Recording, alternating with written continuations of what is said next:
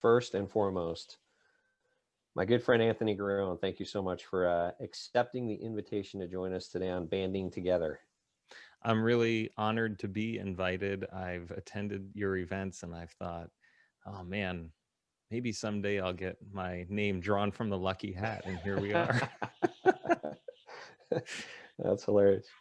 So your book, Clueless at the Work, like I said right here, let me get it closer so that people can see it. Not that you haven't seen it a million times on my LinkedIn posts. Mm-hmm. That's But my son on the cover, and I'm on the back wearing the same outfit. that's you. Yeah, yeah. That's awesome. So first question, and I get this question a lot when I tell people to read the book. Why the instead of just clueless at work? Why is it clueless at the work?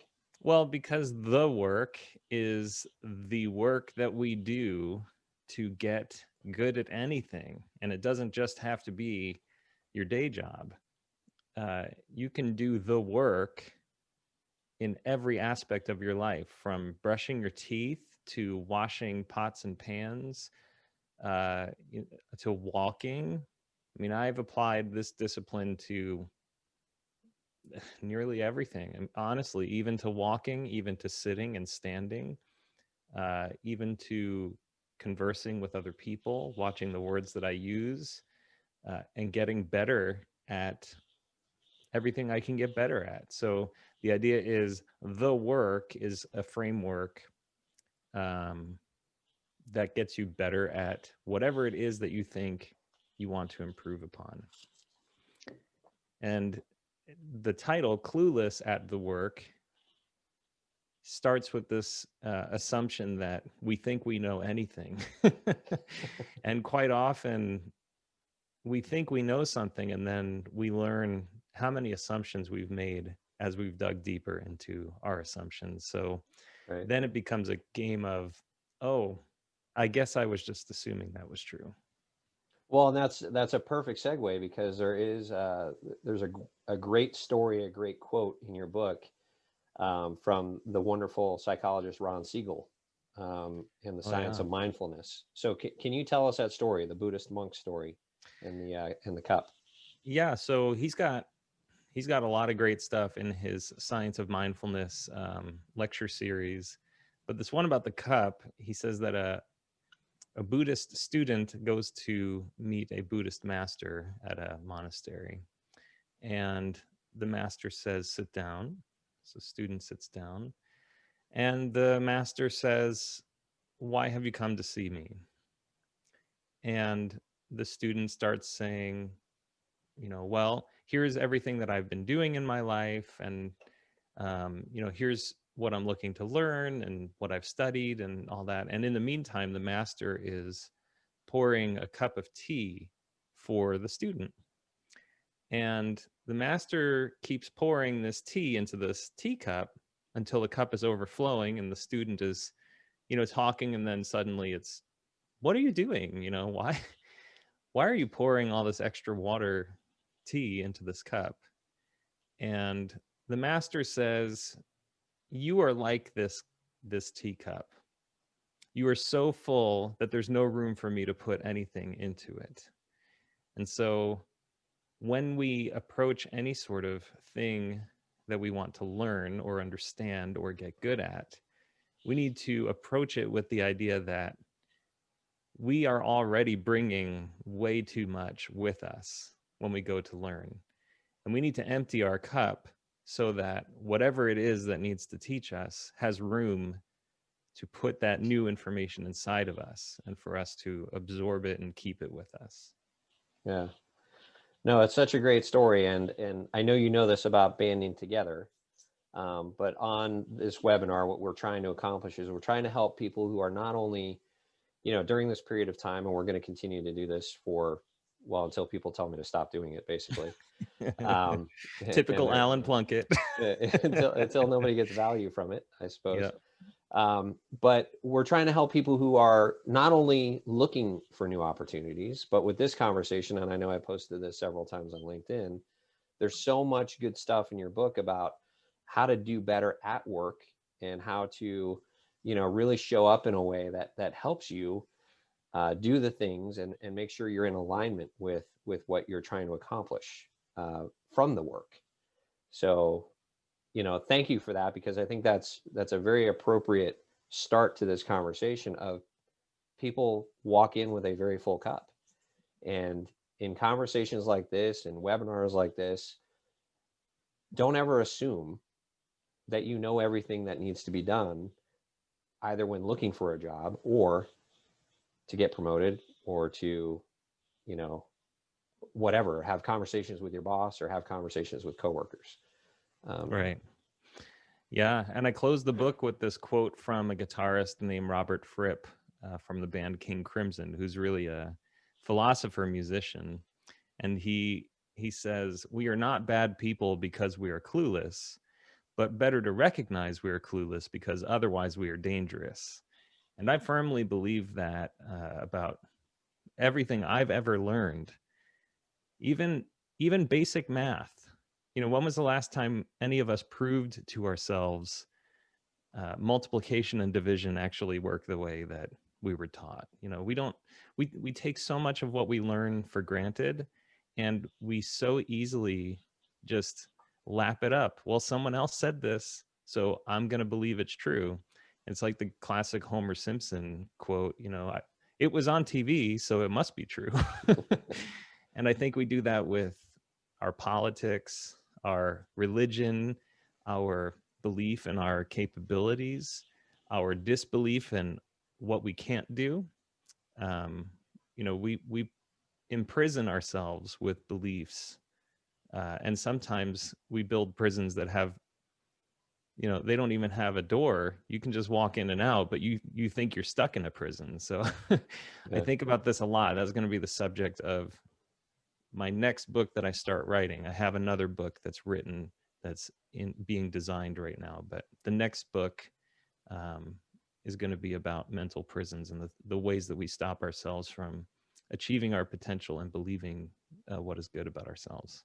Yeah, no, that's great, because one of the things that I know I posted on LinkedIn, and I want to make a comment because I only posted it like an hour ago, but I am giving away 2 of these books, and I'm gonna see if I can get Anthony to sign them for you. Cool. Thank you. But to whoever has what Anthony determines, I'm not going to be a part of this, but what Anthony determines are the 2 best questions asked during this webinar, those 2 individuals will each get a copy of the book. Right on. Signed by the author. So what you just said, Anthony, leads me to the next point of there are so many people, and you have what you call a portfolio of responses to people who come up to you with standard questions or questions that you've gotten in a variety of ways. But how do you talk to people who are going through what we're going through right now, something that none of us have ever experienced globally, have never experienced, who have a victim mentality? They're in a position where they're looking for a job, maybe for the first time in their life, and they've put themselves in that prison of now being a victim of circumstance. Well, I have to say, this is the worst time to be a victim in I think our lifetimes. If you believe you're a victim, you're not going to get ahead of all the people who don't see themselves as victims during this time. Like during a time of plenty and abundance, pre-pandemic, far more people than there are jobs. I'm sorry, far more jobs than there are people. And there's room for victims. But right now, when tens of millions of people have lost their jobs, there's not a lot of room for victims, especially to be victors. You're not going to win that job if you're a victim. And whether you believe in anything beyond yourself or not, it doesn't matter. There are going to be people who will have a better attitude than a victim. They will work harder.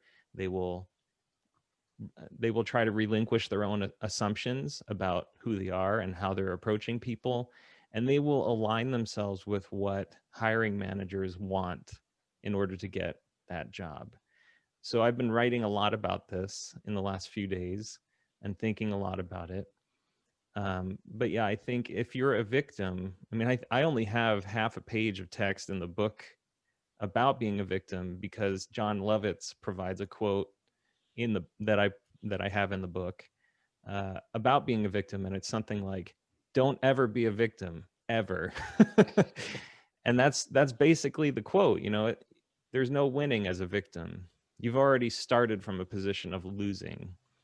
And so I think in these circumstances, we need to understand losing your job, losing your income, losing hours has almost nothing to do with your performance. This is an unfortunate situation for a lot of people who will just be unlucky. And I say this because I know software developers, aerospace engineers, medical professionals who have all lost their jobs.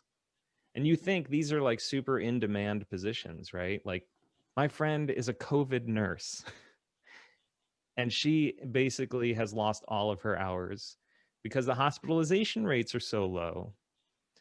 And with the low hospitalization rates comes a lack of customers to pay for her to be working. So even someone who you would think would have a lot of job security during this time is not facing the rosy situation that you might be thinking other people have as a victim. Yeah.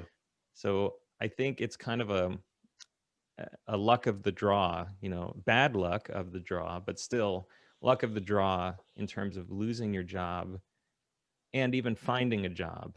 Because during times like this, where literally tens of millions of people have lost their jobs or are looking to find more secure, longer term careers, the competition is fierce. So you'll be up against some very high potential people who are willing to give it their all, people who, when I think about it, if I were to lose my job, I'd be competing against people who don't have kids. I have 3 kids. Who don't have a mortgage. I have a mortgage. Who don't have car payments. I have a car payment. And so they might take less money. They might have more time to beef up their resume. They might have more time to apply to more jobs or to network more. So I think being a victim or having a victim's mentality right now is not really something people can afford. Yeah. And it's a choice. Like Kanye West said on the Joe Rogan interview just a few days ago, slavery is a choice. And we can be slaves to our own victim mentality. Yeah. So how do you, and you talk about this a lot in the book, and you've talked about this, you and I have talked about this many times, like just in our personal conversations. How do you identify whether or not you're a victim? Like, if you don't consider yourself one, yet you have friends that you lean on or rely on or depend on to give you the real story, how do you approach that conversation? How do you say, hey, how do I show up? I mean, is it just that simple? Well, a former colleague of mine wrote a book called "So You're a Creative Genius, Now What?" And in his book, he says, on your back is a sign that has everything about you written on it. And everyone else except for you can read this sign. And it's up to you in your life to find out what's on the sign. And people will tell you what's on the sign, but it's up to you to believe it or even to consider it. So if you solicit feedback from people that you trust who will be objective and say, I'm willing to hear all of it, like the best and the worst. You really have to be willing to hear it. And hopefully, after asking 5 to 7 people that you trust in different domains, from family to friends to coworkers to former coworkers to people that at your church or whatever else you might do, other social circumstances, ask them, what are the most difficult parts of my personality that I should work on? What do you think is limiting me from my growth, from becoming, a better person or getting a job or whatever it is? And for these people looking for jobs, you can ask at the end of your interview when they say, "Do you have any questions?" You can ask. Tell me, was there anything that you heard in terms of my attitude or my answers, my approach, my skills that you feel would limit me in this position or that I didn't present very well. And I always appreciate when there's a candidate who's willing to ask that difficult question. And there have only been 2 or 3 times where the conversation just didn't go well because I would point out the feedback and they would argue with me. Like, well, that's not what I meant, or that's not what I was trying to say. But I'm the one deciding to hire a person. So if you feel like you can ask the question, but you can't take the answer, then there's a problem, you know? Yep. Yeah, it's such an important thing, because again, I think the stories that we tell ourselves, we're not always ready to hear them played back. Right. If somebody has a chapter that we're not ready to hear yet, so to Yeah. speak. And I talk about that in my book. I found out not too long after I left a position how many people hated me. And I don't mean like didn't like working with me. I mean like they intentionally avoided conversations with me. These are people that I like worked with in person that I thought liked me. They intentionally, like if I filed a ticket, it would go to the bottom of the queue. It wouldn't even get done. I would have to escalate to get it done because they just hated me and working with me. And I was like, man, what did I do to these guys? They seemed pretty friendly. Am I just an awful person or something? And you know what? I've just realized I'm a personality type that some people like and some people don't. And that's just the way it is. There are going to be people who dislike you. There are going to be people who don't want you to succeed. And so I found there was some feedback that was tough for me to hear. After I found out these people hated me. Like I was talking to a coworker, a former coworker from that role. And I was like, oh, hey, how's so-and-so? And he's like, oh man, why are you asking? And I said, oh, just curious. He was a nice guy. Oh, he hated you. He hated working with you. He hated everything about you. He did Ouch. everything he could to avoid working with you or seeing you in the office. And I was like, what? Really? And he's like, yeah. And every time you went over to talk to him, that like right afterward, he would blast out on some, on chat to some people, guess who just stopped by my cubicle? I was trying to be friendly, but some people don't like whatever it is that I don't know about myself, but I'm not going to please everyone, and I'm not going to have everyone like me. Yeah. No, and I think that's it's an interesting thing as people are going through interviews, because there's one question that invariably comes up, and this is not the exact question, but I want to touch on this in a second too. Knowing what you know and not trying to know what you don't know was one of the things that I put out there that you and I are going to cover.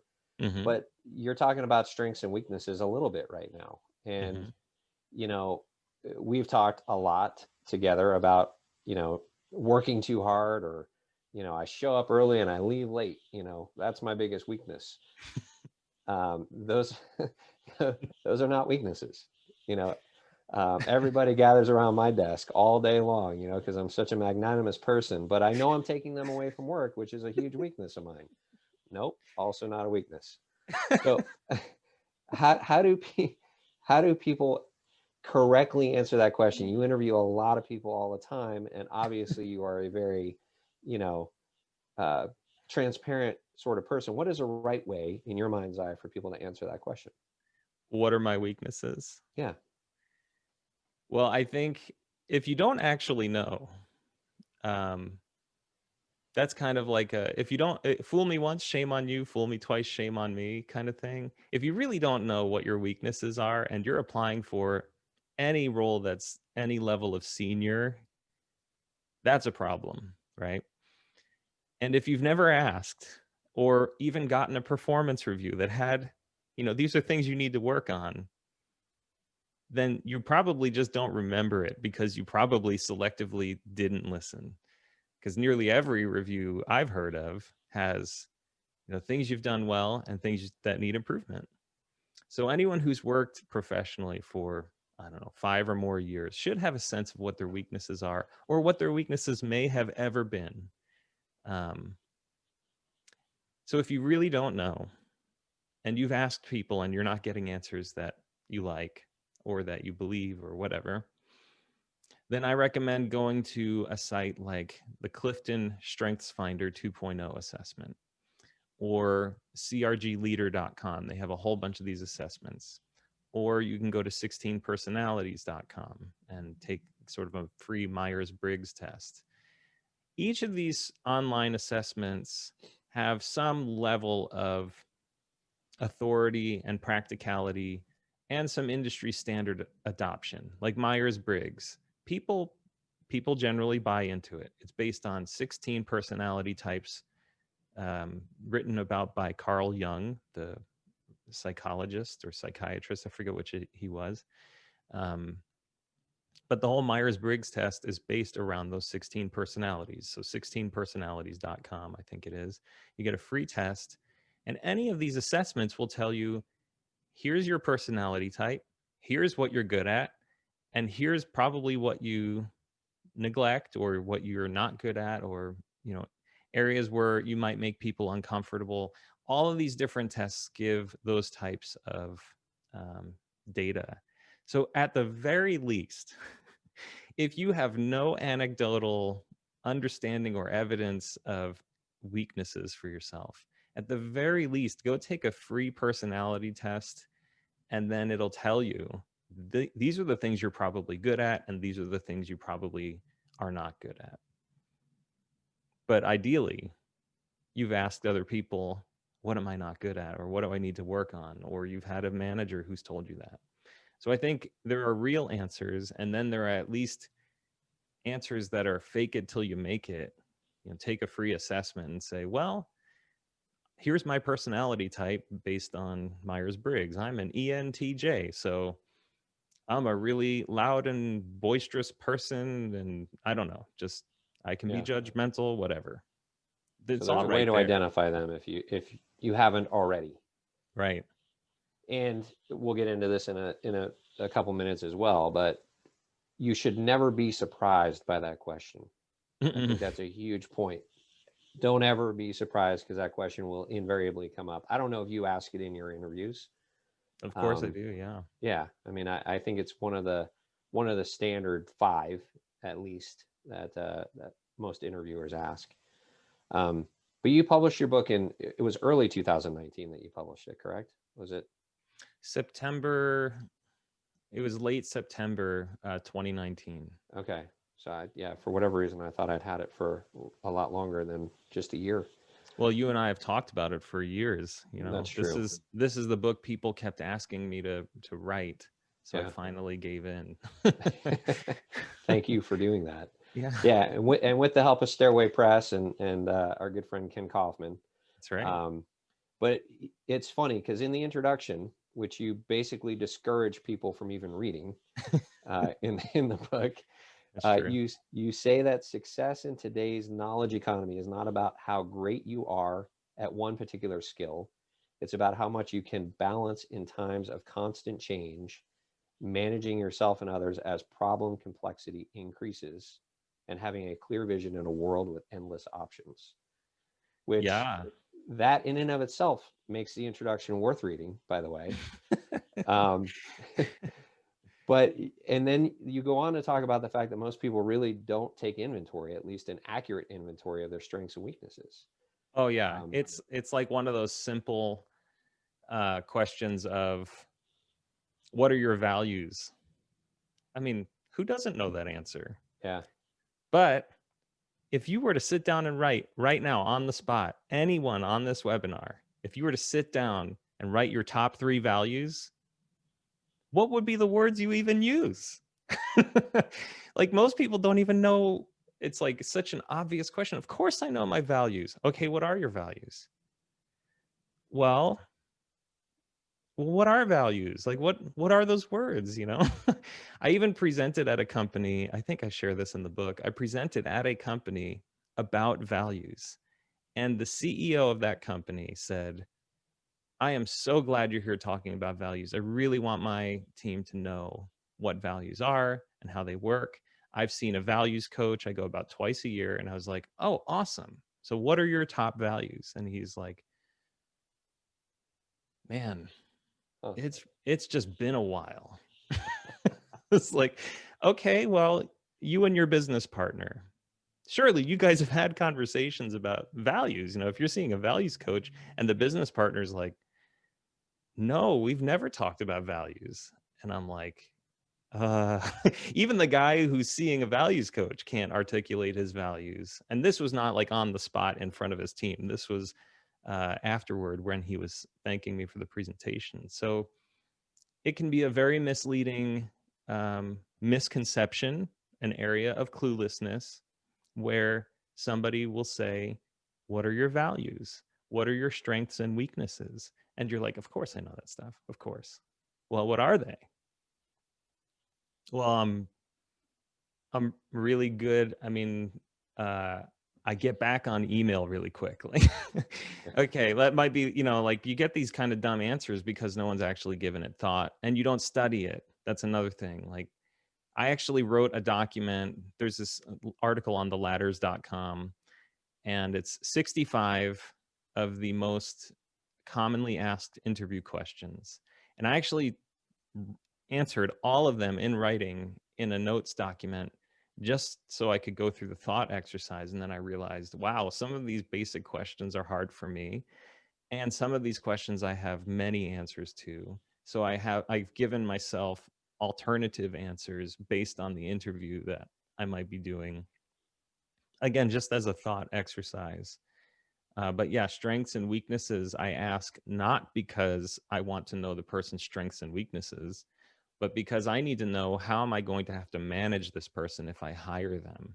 Right. So if their strengths are, you know, they work really hard to get things done on time, and the weaknesses, they sometimes work 12 hours a day in order to get things done on time, then I need to have that awareness in my head of, well, if I bring this person into the team, is this person going to be working 12 hours a day? And how's that going to affect the overall morale and psychology of the team if they're getting emails from this new hire at 7 a.m. and 7 p.m.?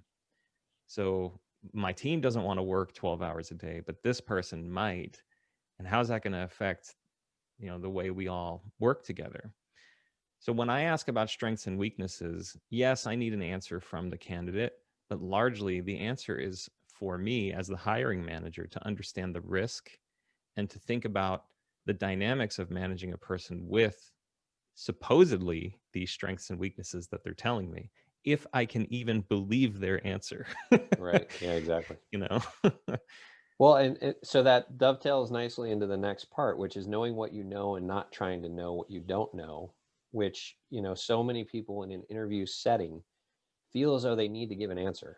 Mm-hmm. I don't know cannot be an answer in an interview in a lot of people's minds. And I consistently try to tell them, not only can it be, it should be if you don't know. Right. I bet you So come across this all the time as a recruiter. You know, all you the time. probably pre-game interviews and stuff. Do you encourage them to say, I don't know? I do. I absolutely do. Yes. They have to, I think, you know, or do your research prior to and say, this is what I've learned since knowing or preparing for this conversation. Right. But there's no depth of knowledge. There's no salaried experience, you Mm-hmm. know, those sorts of things. But the last thing you want to do is, you know, I can't get into deep technical conversations with hiring managers, nor should I try, because I'll be in over my head very, very quickly. Mm-hmm. You don't want to do that in an interview setting either. Right. Absolutely. And I think saying I don't know is, it gets you out of a lie. You know, like you hear one of the main reasons not to lie is because you have to keep track of the lies that you tell and which lies you told to whom and when and why. And I'm not saying anyone on this webinar is a liar or a compulsive liar in any way, but if you start making up an answer, it's essentially a lie because you don't even know if what you're saying is real. And then later on, the hiring manager might ask a follow-up question, or a week later you get an email, hey, in your interview you said this, but you know, I've been thinking about your answer. Like, you might have done 10 interviews since then. You might not even remember who that hiring manager was. So I think it's way better to be to err on the side of ignorance and say you don't know than to give an answer that could be wrong, could have a reputational risk. Um, and a better answer than I don't know could be, I don't have that answer for you right now, but I would love to get back to you after this interview with the answer. Yeah. No, that's a much better way to respond than I don't know. So yeah, take that, please. Everyone who's here, please take that rather than what I said.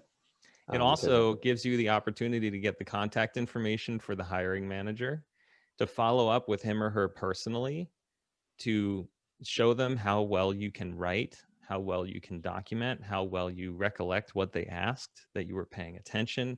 Like, there is so much value in following up. And I don't mean a thank you email or something like that. Those are great. I mean, don't get me wrong. And I know you've written about that on LinkedIn, Alan. But if you say, I don't know, or if there's an answer that you want to go further into depth outside the interview, following up with the hiring manager or the interview committee is always an opportunity to show off many other capabilities. Yeah. I want to talk about preparation just for a quick second, because I have a quick scenario. There were two candidates interviewing for the same job. Actually, they were hiring multiple people, but it was two different candidates interviewing for, I think they had 3 or 4 positions open. One candidate gathered their stories. They knew the questions for the most part that were going to be asked, like strengths and weaknesses. Give me an example of this, that sort of thing. Prepared, would call me, would have conversations. The other individual, he did not do that. He took the documents that we shared with him, did not do all of that sort of thing. And then post interview, the first one sent, she sent thank you notes. The second one, he did not send any thank you notes. I don't think she came across as scripted. I don't think she came across as overly prepared, but she knew the stories that she wanted to tell. When you're interviewing someone, do you ever come across, and the first one got the job, the second one got a decline, by the way. So that's the end of that story. When you're interviewing people, do you know when they're prepared versus when they're scripted? Is that easy for you to decipher? Or do you feel like someone who's prepared, even if they sound a little scripted, is better than the person who's not? I try to, well, when I start an interview, I will say, I don't want this to be like an interview. I want this to be like a conversation. So you and I should just pretend we're meeting at a mutual friend's house, and I'll ask you some questions and you can answer them, and you can ask me questions, and let's just make it conversational. And I said, you don't have to worry about impressing me. You don't have to worry about embarrassing yourself or saying a dumb thing. I'm pretty easygoing. So, let's just assume we're just two human beings talking to each other. Yes, there is a dynamic here where I might hire you, but I'm much more interested in you as the human being than in you as the software developer or whatever. And I know that you're going to have to Google stuff when you're doing the real job. So I'm not going to ask you, what is the exact CSS property when it comes to this or that. It doesn't matter. What matters is that you know how to do the job, and that you understand that, let's say, a software developer job is probably 30% writing code and 70% attending meetings, filling in tickets, all that kind of stuff. So I want to hear that the person understands the job instead of wants to impress me with knowledge, because if there's anyone who's going to be impressed by knowledge, it is not me at this point.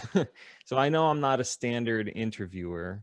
However, I can appreciate when someone does memorize something, because I'm a musician and I also do YouTube videos. So I have to memorize scripts for my own videos. And I'd rather see someone who is working hard to do well at an interview than someone who is not working to do well at an interview. There's a big difference between effortlessness out of presumption and effortlessness out of preparation. And when you are trying to be effortless by way of preparation or practice, sometimes you'll come across as scripted. But if you are effortless by way of assumption, like, oh, I'm just going to walk in there and get the job, that I can usually tell, the conversations, they kind of meander. And I take very, very scrupulous notes, almost dictation of every interview I do. And you'd be shocked at the things that I can just go back and reference, like word for word sentences, including the questions that I ask. So often when I'm asked to consider a candidate, I go back to my notes, and that's the only thing I can trust. I can't trust my memory, especially like with last year in my current role. We hired about 90 people in about 8 months, and I interviewed for every one of those positions, which means multiple candidates for every single position. I probably interviewed 200 to 300 people in a few months while working a normal full-time job. There's no way. I couldn't even remember who we hired. Like, even after we hired, I'm like, oh, did I interview that person? And I look at my notes, it's like, like, wow, I really spent time with that person and I forgot. So it's better to be scripted and attain a job through practice and preparation, if you ask me, which you are, than to show up and assume that you would know all the answers. Yeah. No, that's perfect. That's perfect. So we have a question, and I encourage everybody, feel free to jump in on the Q&A or chat and ask your questions. But so Patrick asked a question: what is the best way to elicit objective feedback on one's resume, background, experience?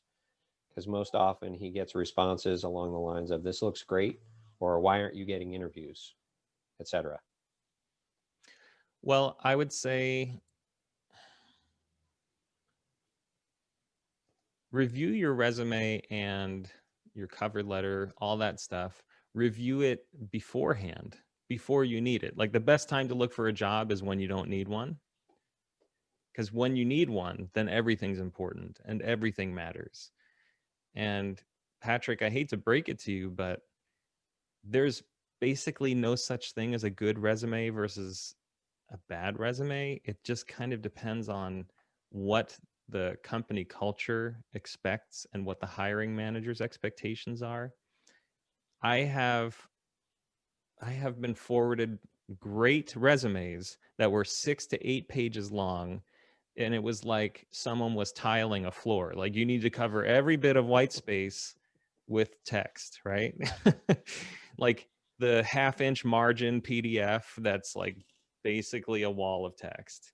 And then I've had incredible resumes that really caught my eye, and they were graphically designed. And depending on the job, I mean, my resume, my resume is a very artistic resume, and I say that in a nice way, but I'll just tell you that a friend of mine reviewed it, and she said, no technology expert in their right mind would ever submit a resume that looks like this. So, try getting some feedback, but I would say if you're really serious about a job, try to gear the resume and the cover letter, the language, the looks, everything toward what you believe that hiring manager and that company would expect. My artistic resume would never fly at General Dynamics. Yeah. But my resume would do just fine at a design agency. So I can't really give you a real answer other than it depends. And I know that's like the worst answer possible, but try running your resume by people who have hired. And that can be anyone on a hiring committee. And quite often you can find a mentor, and that mentor can help you. If you work with a recruiting agency like Allen's, chances are he'll say, hey, this resume needs a rewrite, or I know what the hiring manager is looking for. So recruiters offer that very helpful benefit, and they can help target your resume and your cover letter and the language and the expectations so that you have a greater chance of getting the job. And recruiters are financially incentivized to get you the job. So don't think of it, don't feel bad asking a good recruiter to look at your resume, because you could be worth $20,000 to $50,000 for them if they place you. So, you know, it's all a gamble, as Alan can tell you. If he has a candidate, there's no guarantee he's going to place that person. But if he sees talent, or if he sees a lot of potential, or if he knows that there's a great, you know, job that's waiting for you, he will help tailor it so that you get the job and he gets paid. Yeah. Yeah, I think to add to that, that was perfect. Just to add on to it, it really is tough to just look at a resume blind without having a specific role in mind and give constructive or objective feedback, because that feedback really comes when you see the alignment between the two. And you know, you're only seeing one half of the story when you see the resume. You know, it's almost trying to, like, you know, pair two people up. You know, unless I've met the other person, I don't know how to really judge the one that I'm looking at, and don't really have a great sense of how they're going to match with the other person when I haven't met the other person yet. Yeah, and your resume is, you need to think of it as a sales pitch and not a document about you. It's like, you know, when you go to a car dealer and they have kind of on the car, they have that piece of paper, that 11 by 17 piece of paper that lists all the facts and whatever. Not everyone's going to resonate with that fact sheet. And it's the same thing with your resume. That's why there's marketing. That's why when you see a car commercial, it's a truck driving, you know, on a mountainous, you know, terrain, instead of the 11 by 17 sheet of paper. You don't see a camera like just panning across the sheet of paper and it's like 4x4 with a V6 and blah, blah, blah. Like, no, they're showing you what the car does or the truck does in the commercial. And essentially, what we do with a resume is we take that sheet of paper and we give it to everyone. Like, you should pay me. Well, what if the hiring manager doesn't care about that sheet of paper that's stuck to the window on the new car? They want to see the commercial, you know, whereas some other hiring managers are like, okay, well, I saw the commercial, but I need the sheet of paper and it needs to speak to me. You are selling yourself to a hiring manager. They are going to spend 60, 80, 100 grand a year on you. You're selling them on you. The interview is a sales pitch. It is not, here's why this job is good for me. Yeah. It's, here's why I am good for you, and here's how I will solve your problems, oh hiring manager. Yep. No, that's a great point. And yeah, we've talked about that too. You know, there certainly is a place and a time to have a company convince you that you're the right person for them. But Mm-hmm. especially today, I would say it's more the why I'm good for you Yeah. versus Yeah. the other way around. So we have one question and two books to give out. Yeah, exactly.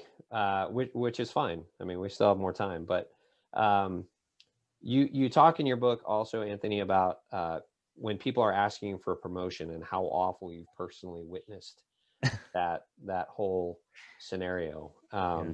There's a handful of people on this call that are currently employed, have been in that situation. So what are some of the things that you would say when people go and ask for a promotion, or some of the worst ways that you've seen it done, and some things that they can do to make it better? Well, no one gets a promotion out of presumption. That's kind of rule number one. If you think you deserve that next job, that next title, and your manager just doesn't get it, you're looking at this the wrong way. You're the victim. The way to get a promotion is to prove to whoever, you know, has the capability to promote you, that you are worth promoting and that you will succeed in that new role. Some companies believe in a growth culture, and other companies, they want you to do the job before they give it to you. And it really depends on the company culture. But getting a promotion is much more than you believing that you're ready for that role. Again, it's a sales pitch. You need to convince your company to invest the increased money in you, to potentially backfill your old role, to invest in you, to get you to grow, knowing there will be some amount of time where you need to adjust to the new role.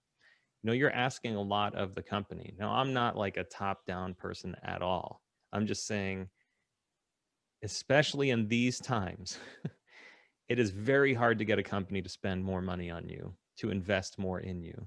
Companies are hoarding cash. They're afraid of a second or third wave of COVID. They're afraid of another market crash. So you really have to work on understanding what it says on the sign on your back. Your hiring manager knows what's on that sign, and he or she may be thinking, that person's just not ready for a bigger role. You may be thinking, I can't believe they don't think I'm ready for that role. But I can tell you, even in my current role, we were talking about who could fill more senior level roles. And I had said to my boss, well, what do you think are my gaps for being ready for that role? And his answer was, of the 8 people on our team that I've talked to, you're the only person who's even asked that question. So try to understand the gaps between your hiring manager's expectations for the role into which you want to be promoted and where you are right now. And once you can say, I've filled those gaps, can we have another conversation about a bigger role?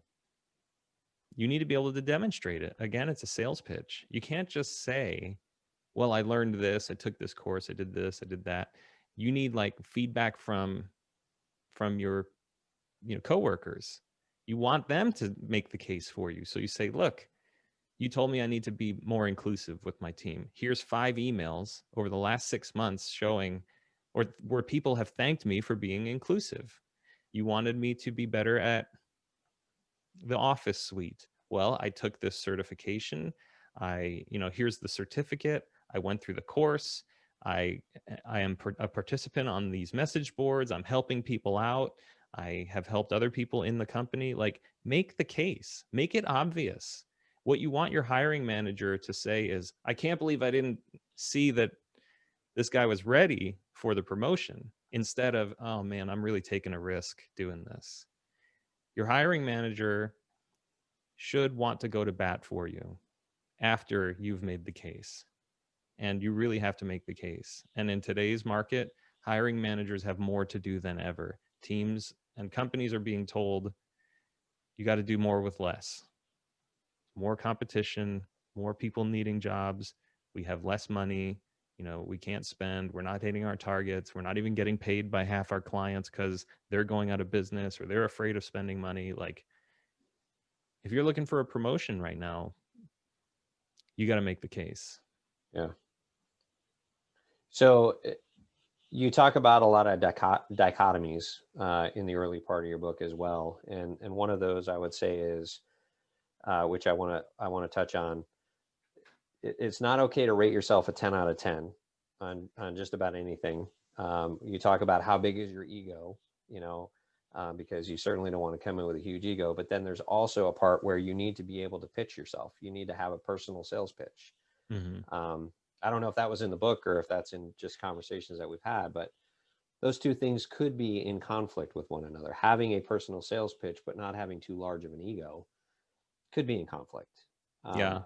Is it ever okay, I guess, first and foremost, is it ever okay when you ask someone to rate themselves, that they rate themselves a 10 out of 10?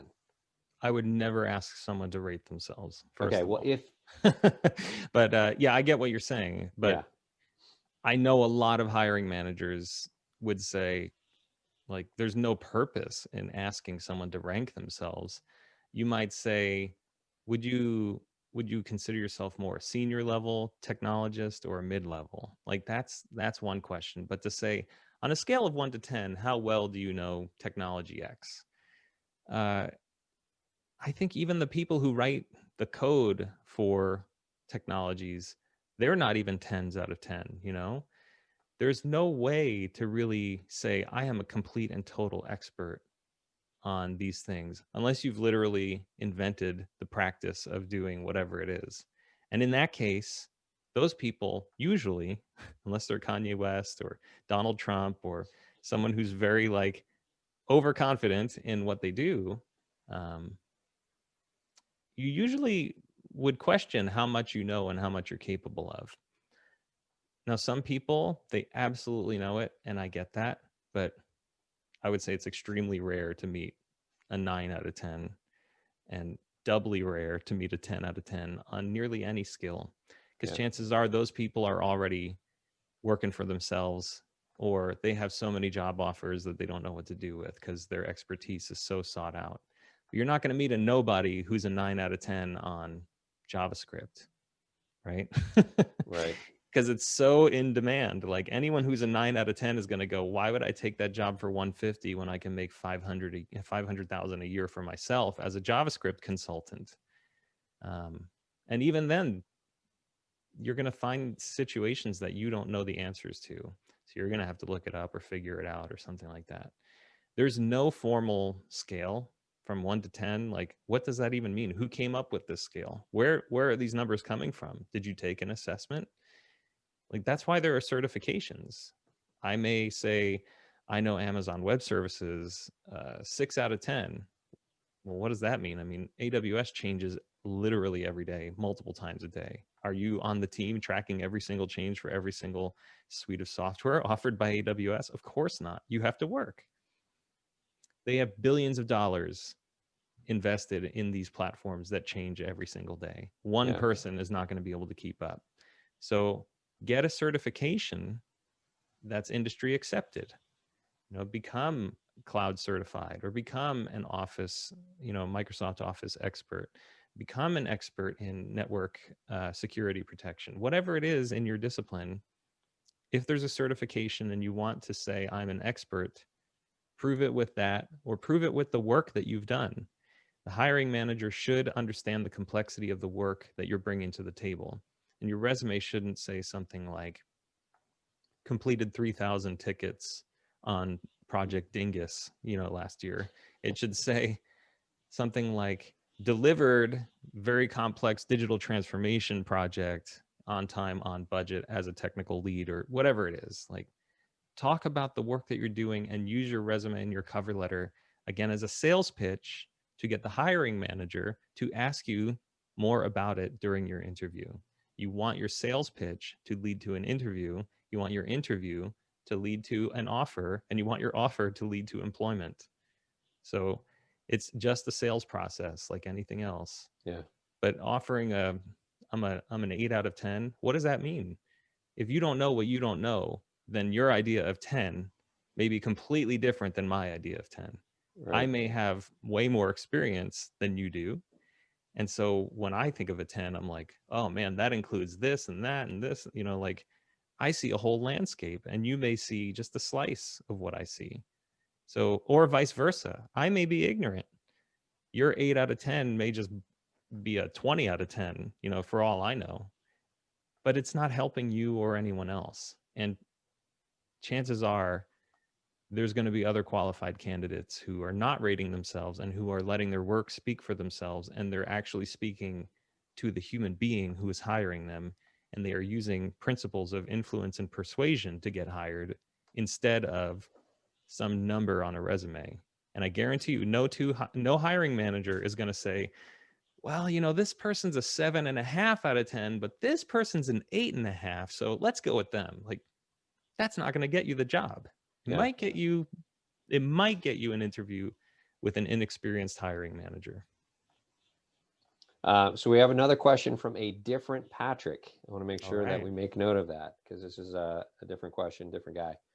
How do you come across as not playing the victim when you are asked your story, especially this year when it's all been bad news and things just aren't going your way? A lot of times just don't feel like telling it because it's just been sad or bad news so far. Yeah, so I think about this a lot, and it's all about marketing. I mean, if you think about if you think about a house that's on the market, your budget may be $150,000, and in today's market in Phoenix, that's not going to get you much. But maybe you find some, fixer upper home. If you read the listing for that home, it's going to be like charming, historic home with lots of opportunity, with, tons of ways that this home can be upgraded. It's a bargain, on the market for its potential. It's under market value. Like, there are all of these ways to spin your capabilities and where you are. Yeah, 2020 has been a horrible year.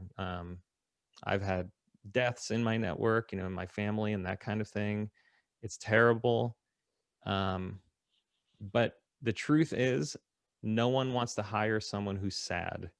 And it's not about like the reality of being sad and it being justified.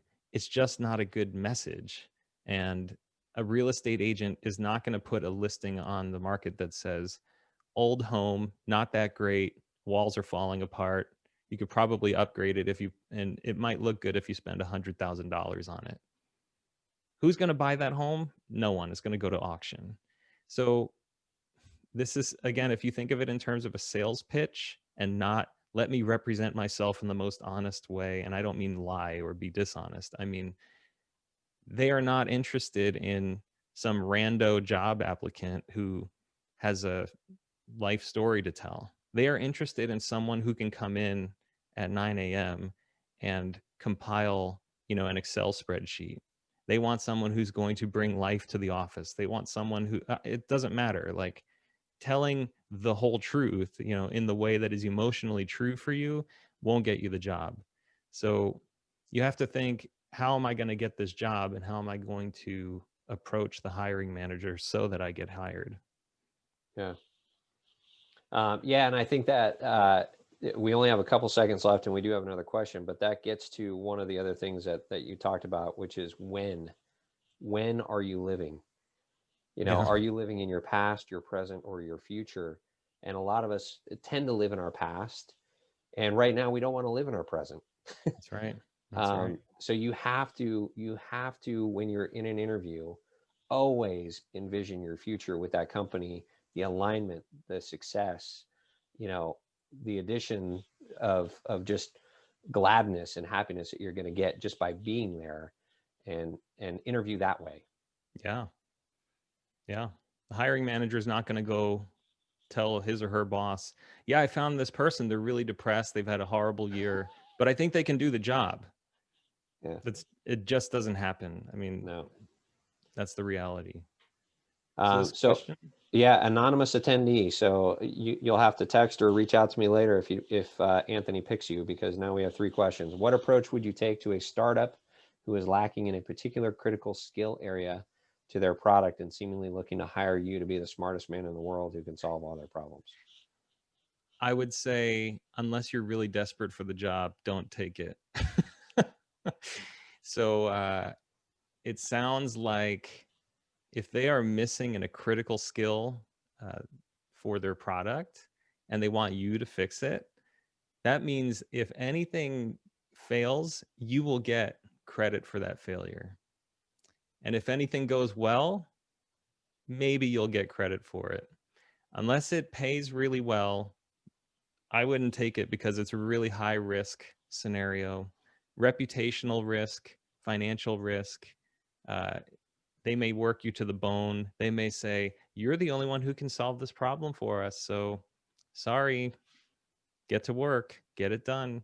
You said you would get it done in 4 weeks. And you're like, but I didn't know about all these other problems. Like, the software or whatever it is that you need to come in and fix is just a symptom of a root cause that they are not going to tell you about in your interview.